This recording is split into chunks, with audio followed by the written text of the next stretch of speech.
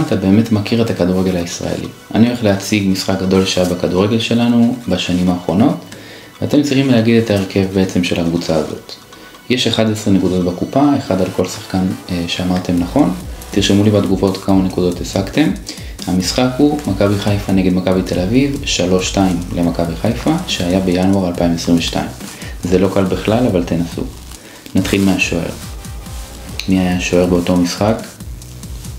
של מכבי חיפה, ג'וש כהן.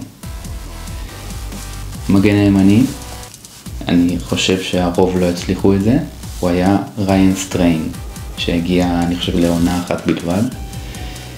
הבלם בצד ימין היה בוגדן פלניץ', והבלם השני היה שון גולדברג.